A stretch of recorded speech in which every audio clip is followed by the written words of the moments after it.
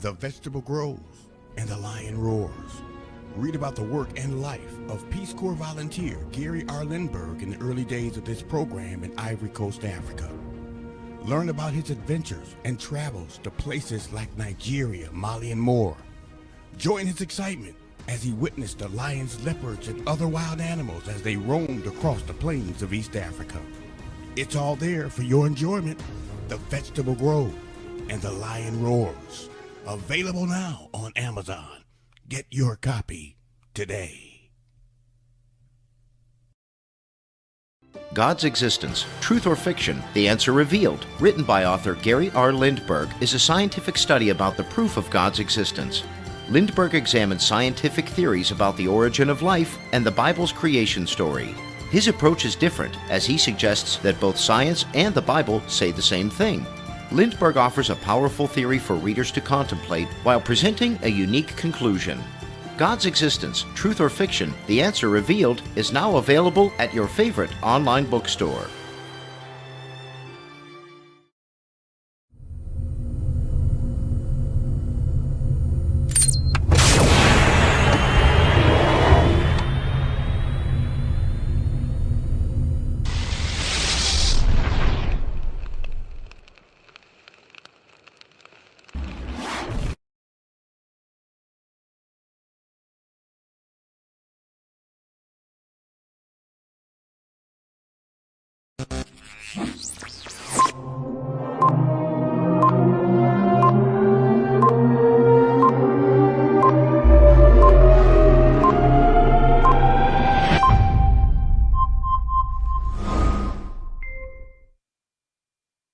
Good afternoon, everybody. Welcome back to our discussion about my recent book, God's Existence, Truth or Fiction? The Answer Revealed.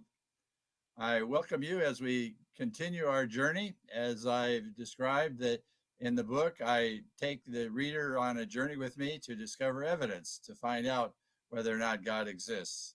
And now I also compare it to a train trip as we travel from San Francisco to New York, for example, and make stops along the way.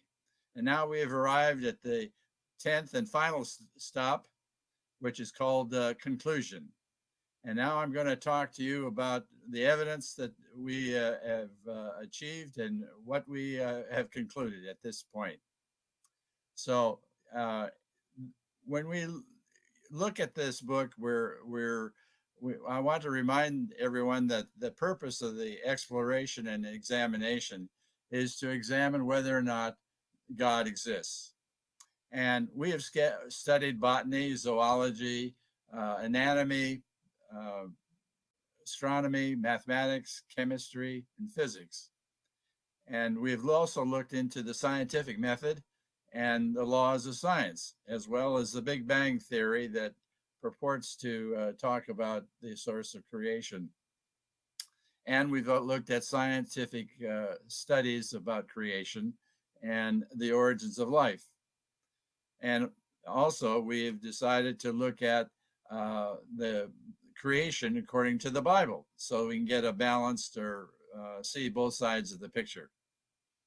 And in addition, we've delved into physics and theology and about the possibility of collaboration between the adherents of the two areas or two directions. Then we examined a powerful new theory that can change our perspective about creation, God, and all life. Before our conclusion, we touched on three areas of questions that about major calamities in history, second, about basic interpretations of science and creation, and thirdly, some inconsistencies in the Bible. So now it's time to present our conclusion. There are several issues I want to examine, or several areas. First, we want to look at a key point about scientific, what we call facts, unquote. Second, we'll look at the fundamental point about how life is directed or non-directed. Then we'll review the sciences plus mathematics and the laws of science. Next, we'll remind the reader about the Big Bang Theory, and which, as I said, purports to describe creation. And subsequently, we'll cover the concept of a worldview and the ultimate standard and how much they are used to justify the Christian or biblical point of view. Finally, we'll finish our conclusion. So let's get started. First, the area we want to talk about, I want to mention that some scientists, like Stephen Hawking, Paul Davies, Stephen Jay Gould, and others, assert that God does not exist. However, I think that they make circuitous claims based on limited evidence and conclusions, and they reject or neglect to conduct a full, thorough examination of the basic question that we shared already. History is replete with scientific facts that eventually have proven to be false, like the earth is flat, that concept many centuries ago. The lesson we need to learn from all these changes in scientific facts, I think, is that scientists are growing in their thinking and developing more knowledge over time. Those who precipitously jump to conclusions without investigation and analysis of solid evidence actually need to find better evidence that actually supports their or contradicts the existence of God, instead of making those assumptions or jumping to conclusions that God does not exist, and sometimes arbitrarily deciding that God must exist in some form that they deem appropriate. People cannot assume one position or the other. We want to look at the facts.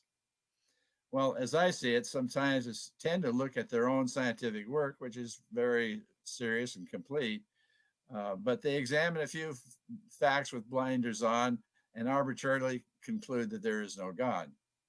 Either side cannot select only the facts that supports their own prejudice.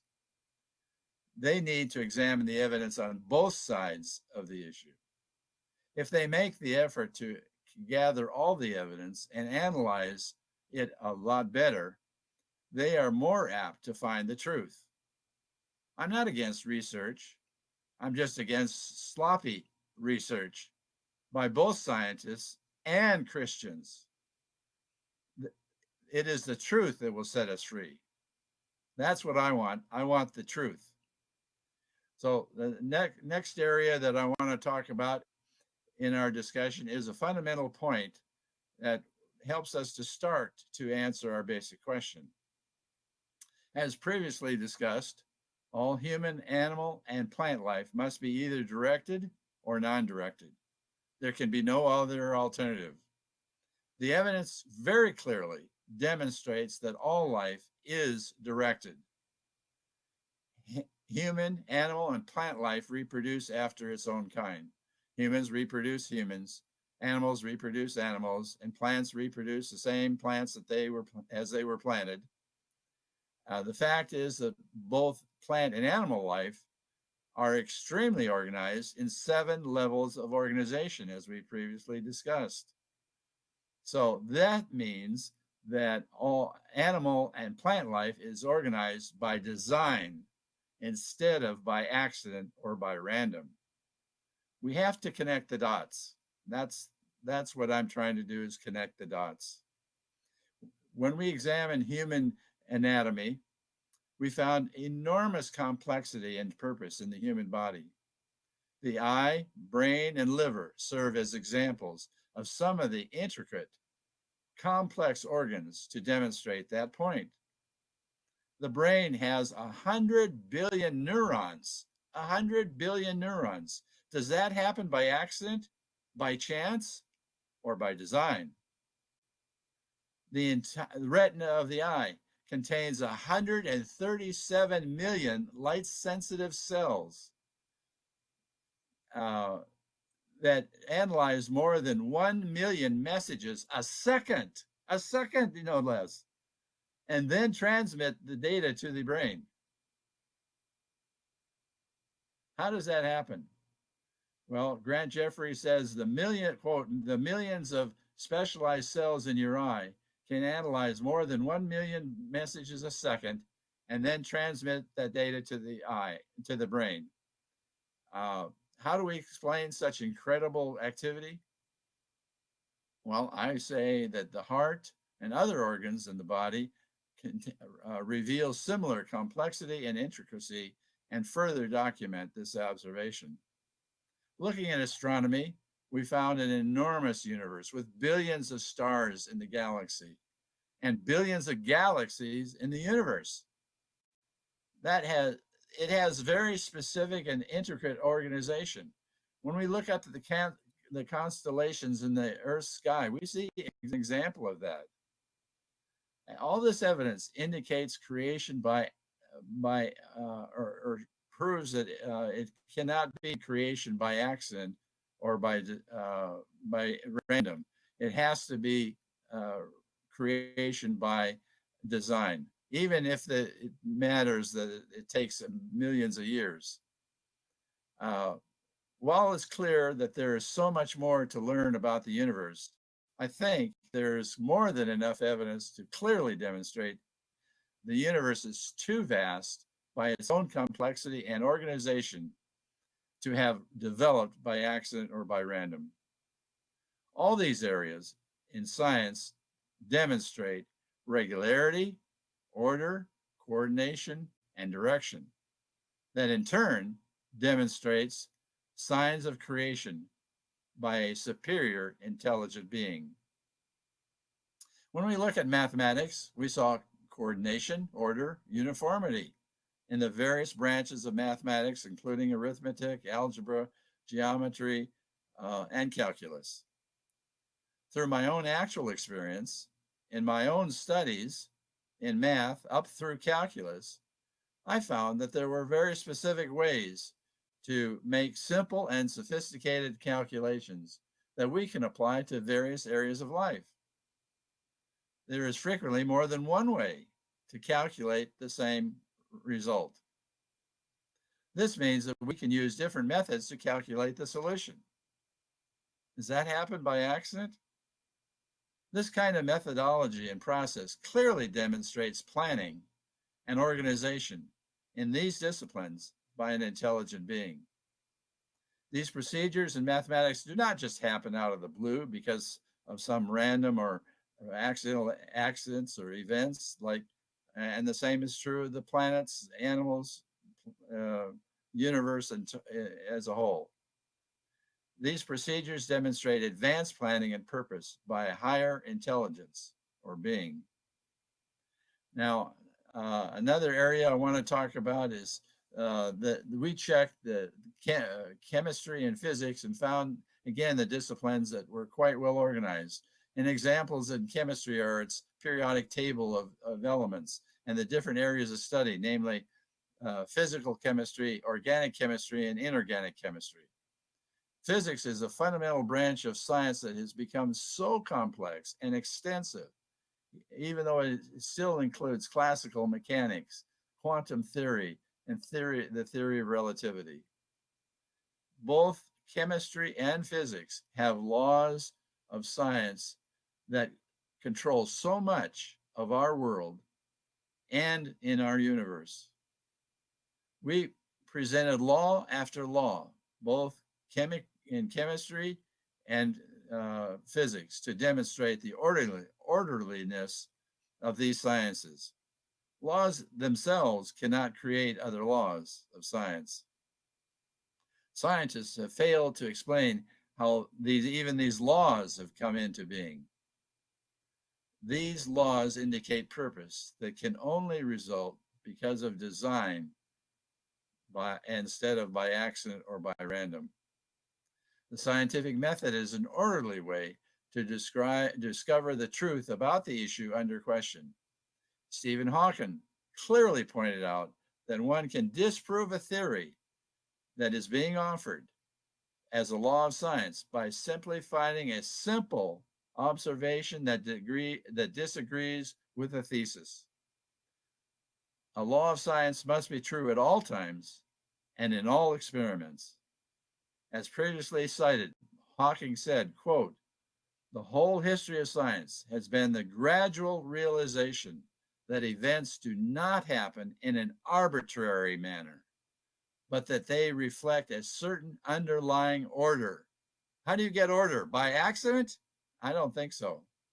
In spite of Hawking later declaring there was no God, he made a very profound and accurate statement there that I just quoted. Note that he did state there is a gradual realization. Thus, the development of science has been slow and gradual over the centuries. Since there is such order, I think it strongly suggests that Hawking's statement at least was a tacit admission of a higher intelligence as its source. Stephen Hawking, Paul Davies were two of the leading scientists who proclaimed the Big Bang Theory. This is a third area that I want to talk about. That described how the universe began. They explained that a gob of material started off with a very high density under a very high temperature, and then expanded to the extent it is expanded to this point in time, to this day. By the way, these scientists fail to explain how the gob of dense material was created in the first place. It didn't just appear. It must have been, there must be a source for it, right? And as well, there must be a source for the high temperature. Does that happen by accident too? I don't think so. Who or what was the source of the high temperature? We have to answer that question. You see, the scientists come up with many theories and they think they're so smart, but they fail to explain the source of their theories or the source of the events that they allege, if I may say. So even if they believe in the Big Bang, the scientists have failed to identify the exact moment of creation. Since they did not observe that moment and have no practical evidence to prove it, they can only guess what happened. And they can only approximate when it happened. So it is possible that their description might be true. And it is possible there may be another better explanation of creation scientifically. As it stands now, the scientists cannot identify any source for this process of creation. They cannot legitimately say it is God, and they cannot legitimately say it is not God. They simply don't know. They have not adequately researched the subject scientifically, as I see it, nor conducted a full examination of all the evidence in order to reach a valid scientific conclusion. Statements of some of those scientists are frequently prejudicial, characterizations, and assumptions without deep study or adequate consideration of significant evidence. Paul Davies describes three proposed theories for creation, including chemical self-assembly in a watery substance, microbes traveling through space, for example, from Mars, and thirdly, life starting deeply within the Earth. But those scientists and Davies himself fail to describe the root cause for those three events or actions. How do they start? Now, Davies also talked about DNA, but failed to ascertain or identify how DNA was created. No rational explanation was offered. If Davies or other scientists who proposed those theories cannot offer a reasonable explanation for the precise cause for any theory of creation, why should we believe that theory? At this time, I think we want to ask you to please stand by, and we'll be back shortly to finish up our conclusion.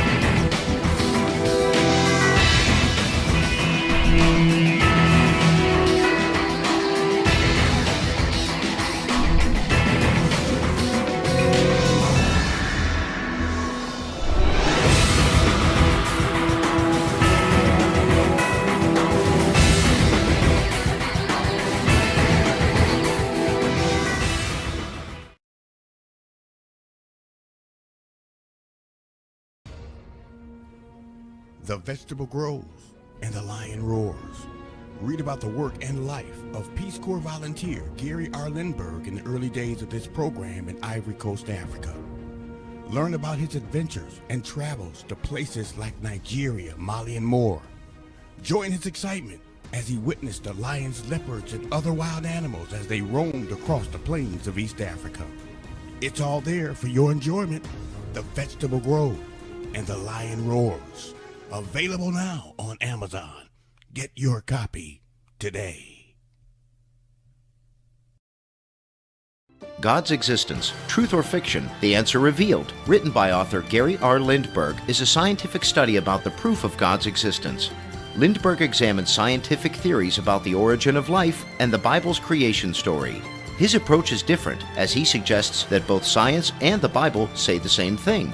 Lindbergh offers a powerful theory for readers to contemplate while presenting a unique conclusion. God's Existence, Truth or Fiction? The Answer Revealed is now available at your favorite online bookstore. Welcome back, everybody. Now, the fourth area that I want to talk about is paying attention to the Christian perspective, in particular from Dr. Jason Leasley. And to remind the reader, Leasley claimed that everybody has a worldview through which they interpret evidence. He pointed out that creationists and evolutionists have the same evidence, but both groups reach a different conclusion from the evidence because of their different worldviews. He compares the two groups and claims that the Christian worldview offers a more sensible way to explain scientific reasoning, logical deductions, morality, and other things. But I believe that Dr. Leasley's assumption that everybody has a worldview is fallacious. Because earlier I pointed out that Christians do not have a uniform worldview because of the different Christian denominations and their different beliefs. Evolutionists also have different basic beliefs, including naturalism and empiricism. Just because Leasley believes in a worldview does not constitute proof that it exists. Now, at least I should say, according to the scientific method. The scientific method allows scientists to test and retest theories that never have any exceptions. A retest must yield the same result as previously noted by Stephen Hawking. I think that Leasley sets up a strawman's argument to prevent contradictions to his theory.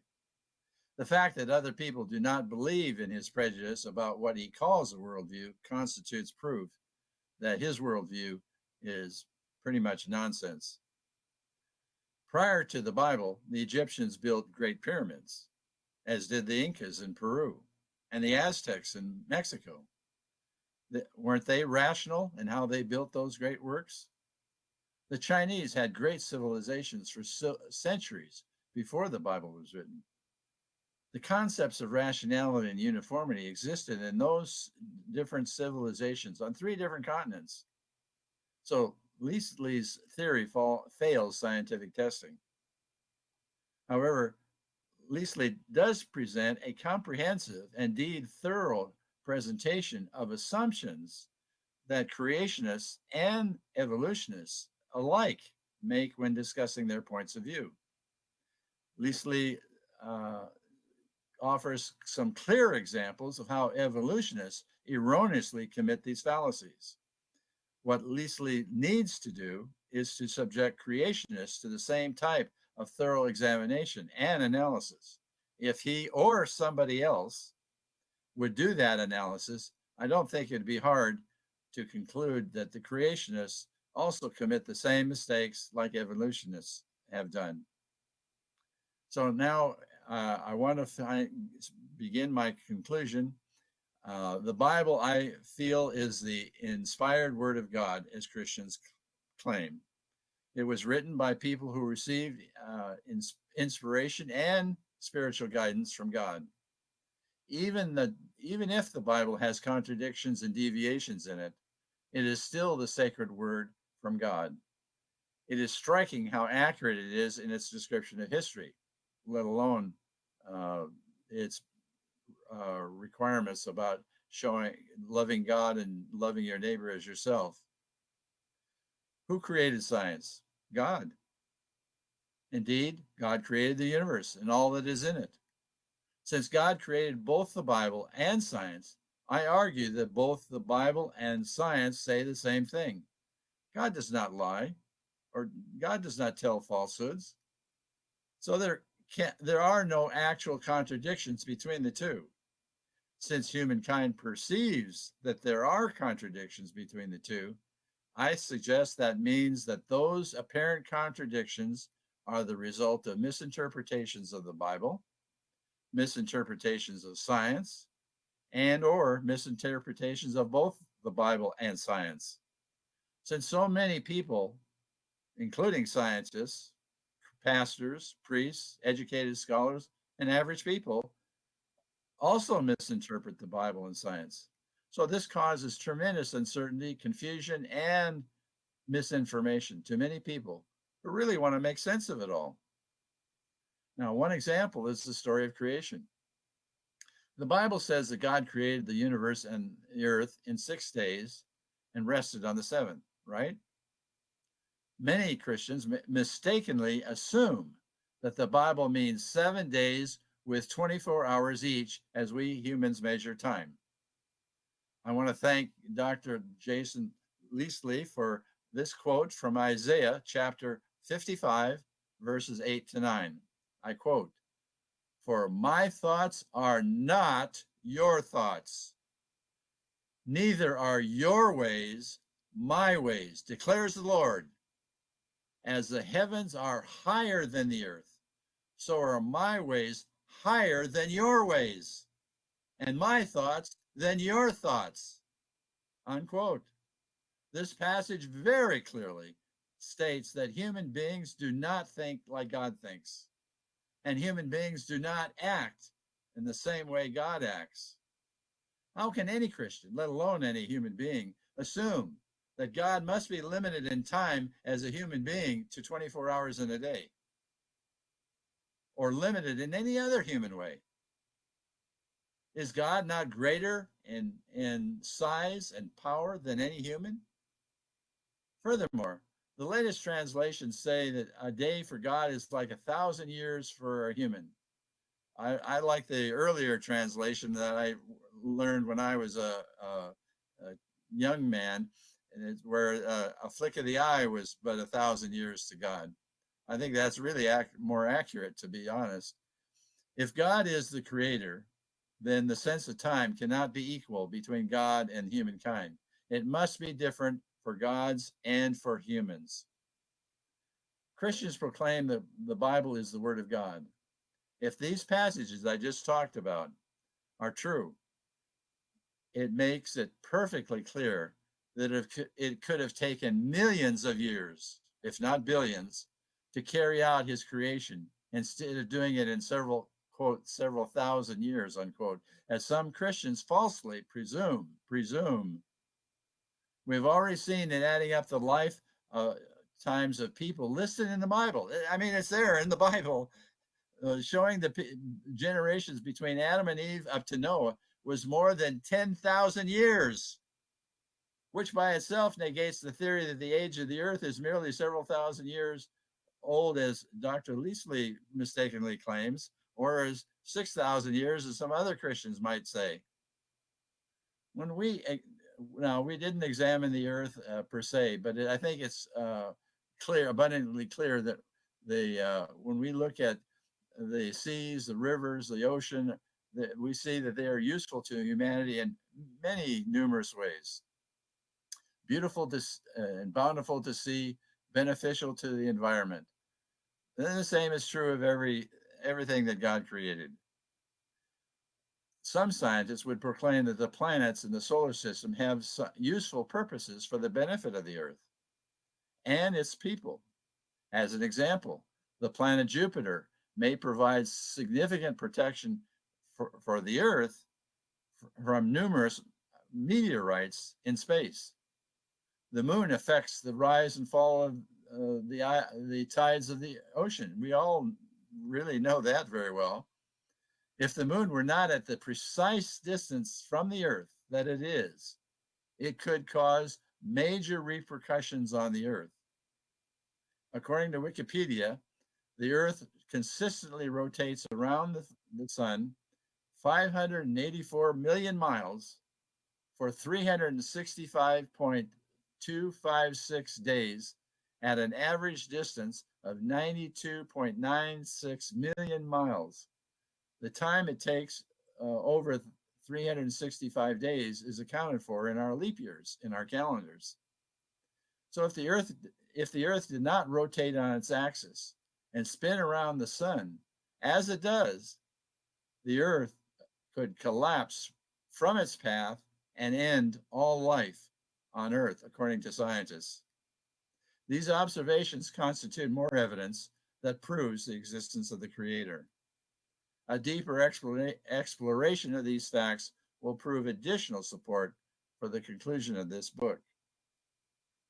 God has a great sense of humor. His irony is truly incredible. It is astonishing that all human senses, sight, hearing, smell, taste, and touch, each in their own way, confirm the beauty and wonder of creation by a superior, intelligent being. The beauty of flowers, the sound of music, or of people talking, the smell of food being cooked or served on the dinner table, the taste of meals, wine, beer, and other things, and the touch of another person. All of this makes us aware of the wonder around each of us. While we may take these things for granted, each in their own way are confirmations of God's existence. So, after completion of this examination and analysis, the conclusion of this study is that science proves the existence of God. When we look at the different theories, as I mentioned, the scientists offered numerous theories to explain creation, and their theories boil down to, I think, three fundamental theories. Those three fundamental theories explain creation by accident, by random, or by God. No scientists or anybody else has offered any other rational, realistic theory to explain creation, as I see it. And so I say that there's only one theory that fully explains creation, and that is the fact that God is the creator. Scientists contradict this theory, but they have no reasonable evidence to prove otherwise. And I think it really relies on their prejudice and closed-mindedness. Stephen Hawking's conclusion that there is no God relies less on science and more on his anger and frustration because he had Lou Gehrig's disease and had so many major physical handicaps. When he was first diagnosed with that disease, he was given only a few years to live by the doctors. I suggest that he did not connect the dots in his own life, where he outlived his life expectancy and achieved so much in life. So while it was tragic for him to have that kind of experience with his physical handicaps, his life was actually a miracle. And my guess is that in heaven, Hawking has no disabilities. So to close, I offer the following quotation from Job, verses 1-7. Then the Lord answered Job out of the storm. He said, "Who is this that darkens my counsel with word, without knowledge? Brace yourself like a man. I question you, and you shall answer me. Where were you when I laid the foundation of the earth? Tell me if you understand. Who marked off its dimensions? Surely you know. Who stretched a measuring line across it? On what were its footings set? Or who laid its cornerstone while the morning stars sang together and all the angels shouted for joy?" I want to thank Pastor Kevin Strotter for giving me this opportunity to discuss my present book. God's Existence, Truth or Fiction, The Answer Revealed. If you want to contact me, you may email me at garylindberg85@gmail.com. That's garylindberg85@gmail.com. Or you can use the contact page on my website, garyrlindberg.com. garyrlindberg.com. I will welcome your comments and reply if you ask me for it.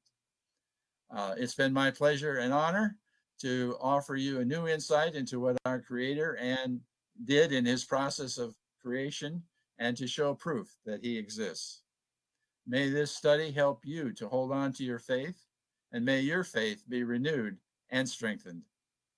May it help you to feel more alive in your faith as you face life's challenges. This book is offered to the glory and honor of God. May it be honored to his name. Thank you all for the time you took to be with me on this journey of exploration. May God be with you. Until we meet again, I wish you God's peace, safety, and health. God's Existence, Truth or Fiction, The Answer Revealed, written by author Gary R. Lindberg, is a scientific study about the proof of God's existence. Lindberg examines scientific theories about the origin of life and the Bible's creation story. His approach is different, as he suggests that both science and the Bible say the same thing.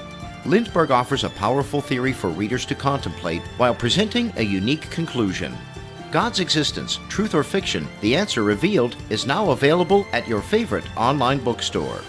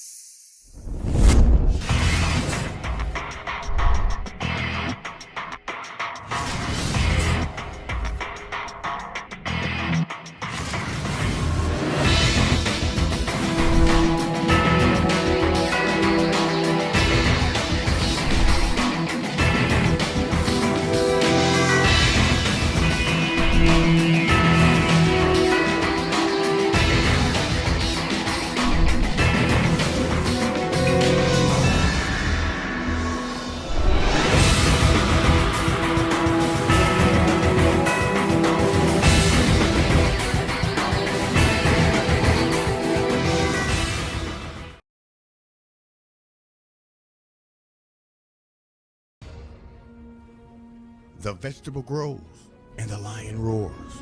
Read about the work and life of Peace Corps volunteer Gary R. Lindberg in the early days of this program in Ivory Coast, Africa. Learn about his adventures and travels to places like Nigeria, Mali, and more. Join his excitement as he witnessed the lions, leopards, and other wild animals as they roamed across the plains of East Africa. It's all there for your enjoyment. The vegetable grows and the lion roars. Available now on Amazon. Get your copy today.